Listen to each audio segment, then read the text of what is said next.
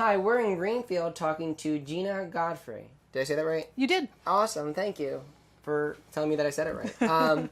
So you live in Greenfield. That's and correct. You moved here. I have lived in Greenfield for over 20 years, or excuse me, almost 20 years. Okay. And what brought you here? To Greenfield proper or to Pittsburgh? I guess to Pittsburgh. Let's start there, and then we'll work our way down to Greenfield. Well, I moved to Pittsburgh in 1993 to attend law school at the University of Pittsburgh. Oh, cool. So you were a student, and then I guess you were, how did you find Greenfield specifically? Did you live in Greenfield originally, or?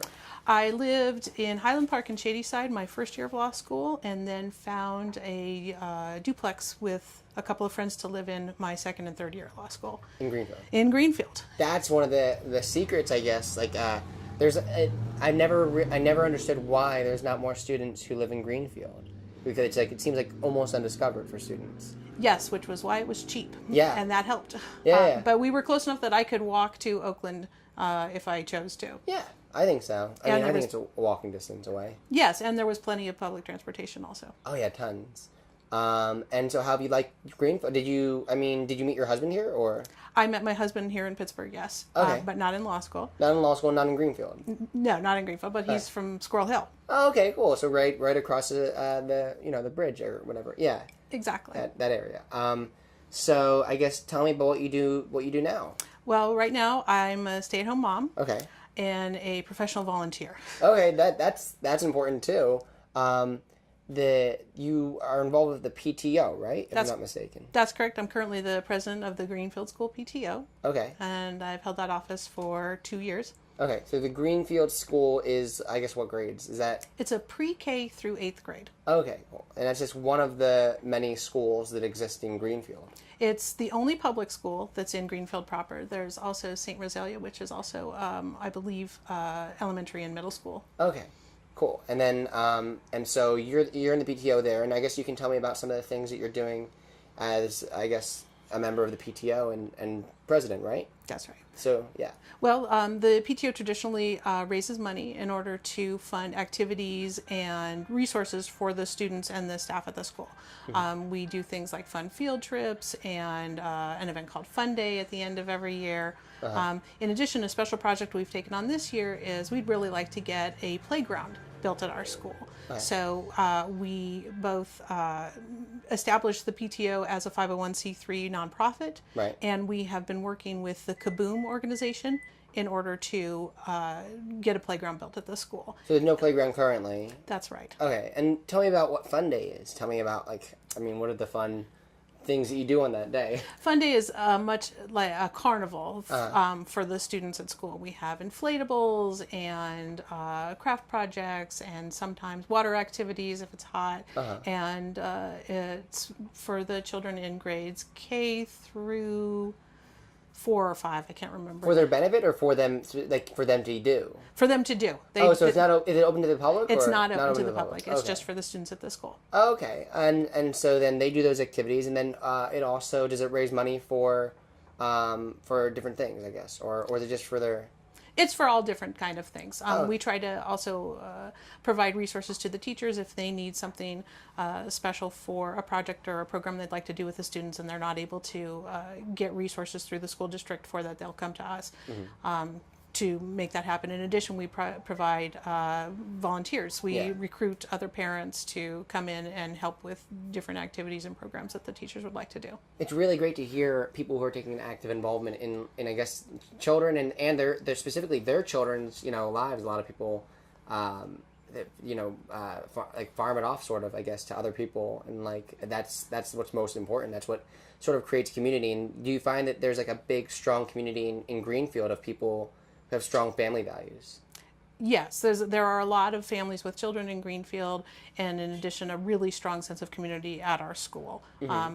We talk a lot about how every kid who comes into our school is our kid, and we want to make sure that every kid has a positive experience. And one of the main reasons, one of the strongest things that can happen for a child to have a positive school experience is to have involved parents. Yeah.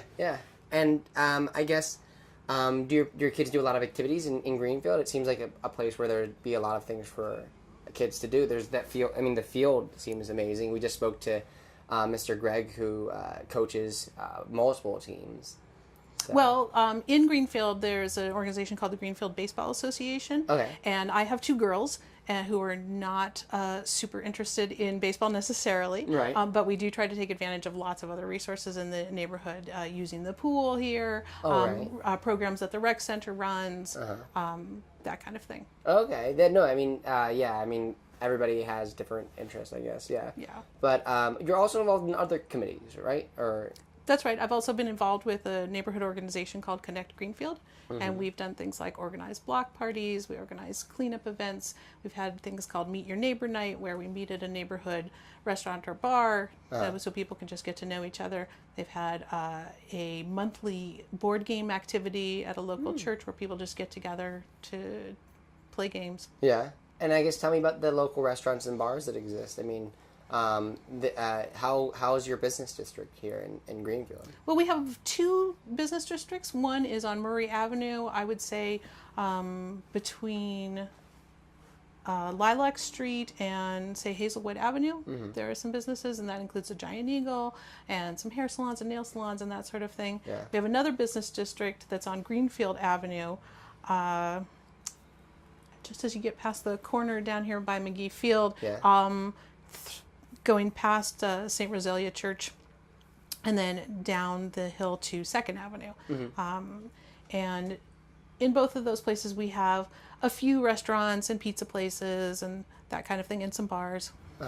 What do you, I guess, see for the future of Greenfield?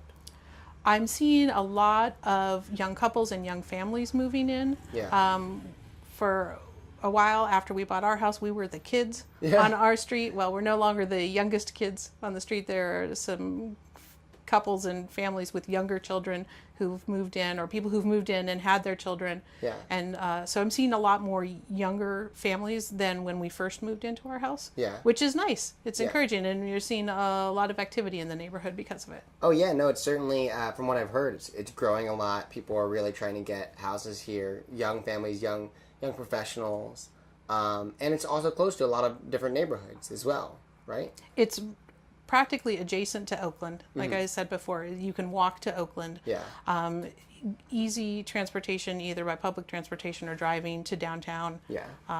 So it's easy to get to either of the locations if that's where you're working. Squirrel Hill and Waterfront and all these areas, it's very close to as well. Yeah. It is. It's kind of centrally located, but kind of a good secret too, because not everybody knows it's here, and we have the great housing stock and so forth. Yeah, it's very residential as well. Why do you think people don't know about Greenfield yet? I think for a long time, families turned over houses from parents to children. There are a fair number of people we know who live in the house they grew up in, or live in the house that their aunt or uncle lived in. So I think their houses weren't coming up for sale to the general public for a while. Yeah, they were. I think it's still like that. That's part of what. Yeah, it's multi-generations, 5 generations, 6, stuff like that. Exactly, and people will buy if a house next door or across the street comes up for sale. They buy it, and a family member lives there. Oh, very interesting. Well, thanks for taking the time to meet with me. This is Greenfield, and I hope that Greenfield stays the same. A lot of neighborhoods we've been talking to, they've been talking about change, and Greenfield is already really great. And I hope that it also changes if you like to whatever. But I hope right now it's really great as well. It is. It's a great place to live. Yeah. Okay. Thanks a lot. Thank you.